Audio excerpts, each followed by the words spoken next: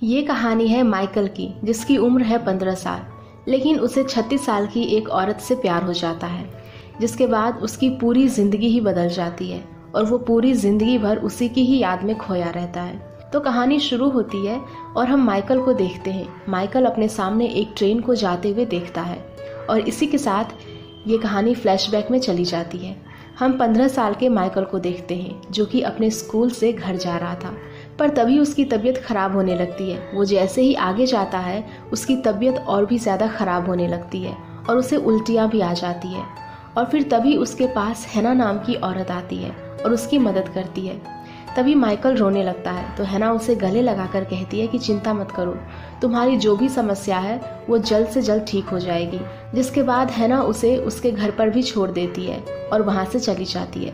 घर के अंदर आने पर माइकल के घर वालों को पता चलता है कि उसकी तबीयत ठीक नहीं है। तो फिर जब डॉक्टर माइकल को चेक करता है तो वो बताता है कि उसे स्कारलेट फीवर है, जिस वजह से उसे अगले 3 महीने तक अपने रूम के अंदर ही रहना होगा। अगर वो अपने रूम से बाहर निकला तो ये बीमारी उसके घर वालों को भी लग जाएगी। तो फिर अब माइकल भी ऐसा ही करता है और अगले 3 महीने तक वो अपने रूम के अंदर ही पड़ा रहता है। और फिर जब वो ठीक हो जाता है तो सबसे पहले वो हैना के लिए एक बुके खरीद कर उसके घर पहुंच जाता है, ताकि वो उसका शुक्रिया अदा कर सके। वो उसे बुके देता है और कहता है कि मैं पहले भी आ जाता, लेकिन डॉक्टर ने मुझे 3 महीने घर के अंदर ही रहने के लिए कहा था, इसीलिए मुझे इतनी देर हो गई। तो हैना कहती है कि कोई बात नहीं। जिसके बाद माइकल उससे पूछता है कि अगर आपको किसी भी काम की ज़रूरत पड़े तो आप मुझे बता सकते हो। तो हैना कहती है कि मैं एक कंडक्टर हूँ, तो तुम चाहो तो मेरे साथ चल सकते हो। और फिर इसी के दौरान माइकल हैना को कपड़े बदलते हुए भी देखता है, जिसे हैना देख लेती है, जिस बात से घबरा कर माइकल वहाँ से भाग जाता है। लेकिन वो कई दिनों तक हैना के घर के आसपास मंडराने लगता है। फिर एक दिन जब वो हैना को कोयला लाते हुए देखता है तो वो भी उसके पास चला जाता है और पूछता है कि क्या मैं आपकी मदद कर सकता हूँ। तो हैना कहती है कि ठीक है, नीचे और भी कोयले हैं, तुम उसे लेकर आओ। और फिर इसी के चलते माइकल की हालत काफ़ी ख़राब हो जाती है, जिसे देखकर हैना उसके ऊपर काफ़ी हंसती है। हैना कहती है कि तुम अपने कपड़े उतारो, तुम्हारे कपड़े काफ़ी गंदे हो चुके हैं और मैं उन्हें साफ़ करके देती हूँ, तब तक तुम नहा भी लेना। और फिर जब वो माइकल के लिए टॉवेल लेकर आती है तो हमें पता चलता है कि हैना ने भी अपने कपड़े उतार दिए हैं। वो उसकी पीठ पर किस करने लगती है और कहती है कि तुम यही चाहते थे ना।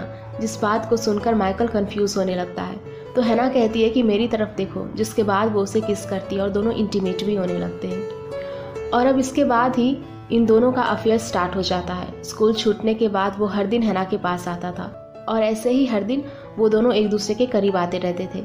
अब एक दिन माइकल उसे कहानी सुनाता है, तो एक दिन एक दूसरे से सवाल जवाब करते हैं, जिससे देखने में हमें ऐसा लगता है कि ये दोनों एक दूसरे से बहुत ही ज़्यादा प्यार करते हैं। अब एक रात माइकल हैना से पूछता है क्या कल हम डिनर पर जा सकते हैं, जिस पर हैना उसे हाँ कह देती है। और फिर अगले दिन ये दोनों बाहर जाते हैं तो सभी लोग इन दोनों को ही देखने लगते हैं, क्योंकि इन दोनों की उम्र में काफ़ी फासला था, जिससे हैना ऑकवर्ड फील करने लगती है। तो ये दोनों लोगों से दूर एक झील के पास आते हैं, जहाँ पर हैना नहाने लगती है। वो माइकल को भी पानी के अंदर आने के लिए कहती है, लेकिन माइकल कहता है कि नहीं, अभी मैं एक कविता लिख रहा हूँ जो कि आपके बारे में है और मैं इसे पढ़कर आपको सुनाऊंगा। अब हम माइकल के कुछ दोस्तों को देखते हैं, जिसमें से एक लड़की उसे पसंद भी करती थी, पर माइकल उसे हर बार इग्नोर कर दिया करता था, क्योंकि वो हैना से प्यार करता था। अब एक दिन हैना का प्रमोशन भी हो जाता है, जिसके चलते उसे ये सिटी छोड़नी होगी। माइकल का जब बर्थडे आता है तो वो अपने दोस्तों को छोड़कर हैना के पास आता है, जिससे हैना उस पर काफ़ी गुस्सा होती है कि मेरे चक्कर में तुम अपने दोस्तों को मत छोड़ो। लेकिन माइकल उसे मना लेता है और फिर आखिरी बार ये दोनों इंटीमेट होते हैं। और फिर अगली सुबह हैना माइकल को बताए बगैर ही वहाँ से चली जाती है, क्योंकि उसका प्रमोशन एक दूसरी जगह पर हो चुका था। और फिर जब माइकल उसके घर आता है तो हैना उसे नहीं मिलती। वो काफ़ी दुखी होता है और अकेले ही अपना टाइम बिताने लगता है। वो ज़्यादातर किसी से बातें भी नहीं करता। और फिर देखते ही देखते 8 साल बीत जाते हैं, जहाँ पर माइकल अब 23 साल का हो चुका था और वो LLB की पढ़ाई कर रहा था। अब एक दिन उन सभी स्टूडेंट्स को केस ट्रायल देखने के लिए ले जाया जाता है। दरअसल कुछ महिलाओं के ऊपर ये आरोप लगाया गया था कि उन्होंने यहूदियों के 300 लोगों को चर्च के अंदर जलने के लिए छोड़ दिया। चाहे तो वो उन्हें बचा भी सकते थे, लेकिन उन्होंने ऐसा नहीं किया। इन सभी आरोपियों के अंदर हम हैना को भी देखते हैं, जो खुद भी एक गुनहगार है। उसे देखकर माइकल काफ़ी चौंक जाता है, उसने कभी सोचा नहीं था कि हैना ऐसा भी कर सकती है। वहाँ पर हम एक बच्ची और यहूदी औरत को भी देखते हैं जो उन 300 लोगों में से बच गई थी। उसने एक बुक लिखी थी जिसके अंदर उन्होंने हैना का साफ साफ जिक्र किया था। और अब हैना के बोलने की बारी आती है, जो ये सब कबूल कर लेती है और कहती है कि मुझे पता था कि वो सब लोग मरने वाले हैं। मैं चाहती तो उन सभी को बचा सकती थी, लेकिन मुझे ऐसा करने से रोक लिया गया और चर्च का गेट खोलने नहीं दिया गया। जिसके बाद अदालत उससे पूछती है कि तुमने उस दस्तावेजों पे साइन किए हैं जिसमें इन सभी बातों को मेंशन किया गया है। तो हैना कहती है कि नहीं, मैंने किसी भी दस्तावेज के ऊपर साइन नहीं किया है। तो अदालत कहती है कि ठीक है, हम तुम्हारे अक्षरों को मैच कराएंगे, तो कागज़ लो और उसके ऊपर कुछ लिख कर बताओ ताकि हम तुम्हारे हैंडराइटिंग को पहचान सकें। फिर हैना जैसे ही इस बात को सुनती है वो बता देती है कि वो साइन मैंने ही किए थे। और यहाँ पर माइकल को पूरी बात समझ में आती है कि हैना एक अनपढ़ औरत है जिसे पढ़ना लिखना नहीं आता।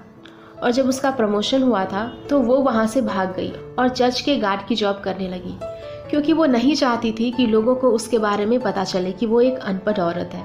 और जो कुछ भी उन 300 लोगों के साथ हुआ उनका जिम्मेदार हैना खुद को ही मान लेती है और उसे उम्र कैद की सज़ा भी हो जाती है, जबकि दूसरे गुनहगारों को कुछ ही साल की सज़ा होती है। और ये सब देखकर माइकल काफ़ी टूट जाता है और अब वो डिसाइड करता है कि वो हैना से मिलने के लिए जाएगा। वो जेल तो जाता है पर हैना से मिलने के लिए उसके अंदर हिम्मत नहीं होती, तो वो फिर से लौट जाता है और समय ऐसे ही बीतते जाता है। और अब माइकल काफ़ी बड़ा हो चुका था, उसकी शादी भी हो जाती है और उसकी एक बच्ची भी है, लेकिन वो अभी भी हैना को भूल नहीं पाया था।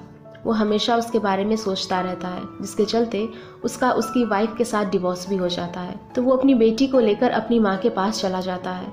उसकी माँ कहती है कि मुझे इस बात का दुख नहीं है कि तुम्हारा तलाक हो गया, लेकिन मैं ये जानना चाहती हूँ कि तुम काफ़ी बदल से गए हो।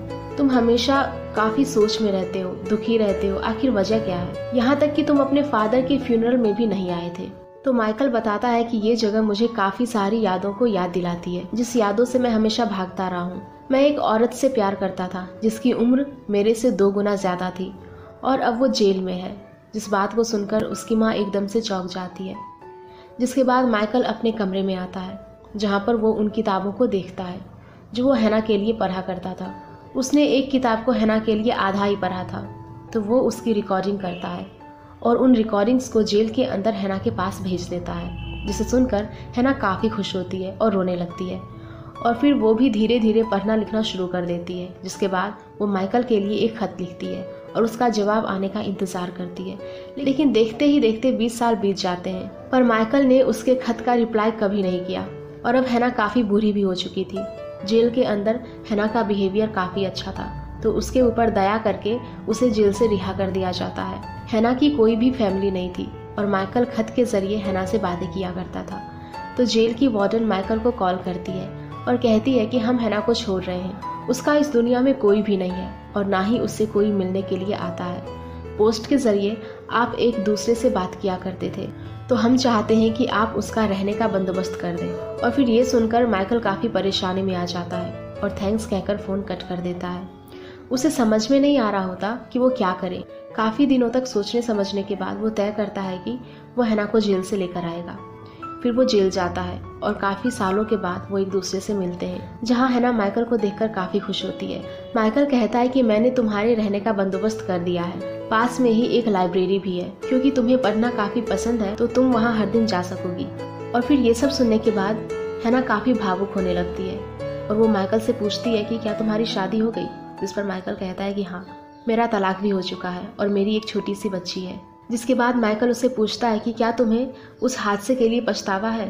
जिस पर हैना कहती है कि हाँ, लेकिन मरे हुए वापस नहीं आ सकते हैं। माइकल जब उसे कहानी सुनाया करता था तो वो हैना से पूछता था कि तुमने इस कहानी से क्या सीखा। तो इस बार वो हैना से पूछता है कि तुमने अपनी ज़िंदगी से क्या सीखा। जिस पर वो कहती है कि मैंने पढ़ना लिखना सीखा, क्योंकि अंत में मैं जेल में आई और यहाँ पर मैंने वो सब सीखा जो मुझे सीखना चाहिए था। जिसके बाद माइकल उससे कहता है कि अब मैं अगले हफ्ते आऊँगा और तुम्हें यहाँ से लेकर चलूँगा। फिर हम हैना को उसके कमरे में देखते हैं और वो अपनी किताबों को बाहर निकालती है और उनके ऊपर चढ़कर खुद को फांसी लगा लेती है। फिर तभी माइकल उसे लेने आता है, लेकिन उसे बताया जाता है कि उसने खुद को फांसी लगा ली और अब वो जिंदा नहीं है। जिस बात को जानकर माइकल काफ़ी दुखी होता है। फिर तभी वार्डन उसे हैना के कमरे में लेकर जाती है और उसे बताती है कि हैना ने आपके लिए एक लेटर छोड़ा है। लेटर के अंदर हैना ने लिखा था कि मैंने अपनी ज़िंदगी में जितने भी पैसे कमाए, मैंने उस पैसे को एक डब्बे के अंदर रखा है। मैं चाहती हूँ कि माइकल उन पैसों को उस बच्ची को ले जाकर दे दे जो उस हादसे से बच गई थी। साथ ही वो माइकल को हेलो भी कहती है। और फिर ये सब सुनने के बाद माइकल काफ़ी रोने लगता है और हैना का आखिरी काम करने के लिए निकल पड़ता है। और एक लंबा सफ़र तय करने के बाद वो उस बच्ची से मिलता है जो कि अब काफ़ी बड़ी हो चुकी थी। वो माइकल से पूछती है कि तुम दोनों का क्या रिश्ता था, जिस पर माइकल उसे सब सच बता देता है कि जब मैं 15 साल का था तो मेरा उसके साथ रिश्ता था जो कुछ समय तक चला। और फिर इन सभी बातों को बताते हुए माइकल रोने लगता है, जिसके बाद वो उसे पूछती है कि तुम यहाँ पर किस काम से आए हो। तो माइकल कहता है कि हैना ने अपनी ज़िंदगी की पूरी कमाई आपके लिए छोड़ी है। जिसके बाद वो उसे वो डब्बा दिखाता है, जिस डब्बे को देखकर उसे अपना कैंप याद आ जाता है जिसमें उसका ये डब्बा चोरी हो गया था। वो कहती है कि इस डब्बे को तो मैं रख लूँगी लेकिन इन पैसों को नहीं ले सकती। तो फिर माइकल उससे पूछता है कि मैं इस पैसों का क्या करूँ, जिस पर वो कहती है कि तुम इसे किसी यहूदी NGO को दान कर दो। तो माइकल कहता है कि ठीक है, लेकिन जाते समय वो उससे पूछता है कि क्या मैं इस पैसों को हैना के नाम से दान कर सकता हूँ, जिस पर वो हाँ कहती है। जिसके बाद माइकल अपनी बेटी से मिलता है और उसे हैना की कब्र पर लेकर आता है और अपनी और हैना की कहानी अपनी बेटी को सुनाने लगता है, जिससे उसकी बेटी मुस्कुराती है। एंड इसी सीन के साथ ये कहानी यहीं पर ख़त्म हो जाती है।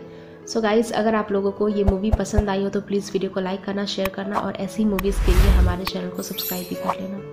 Thank you.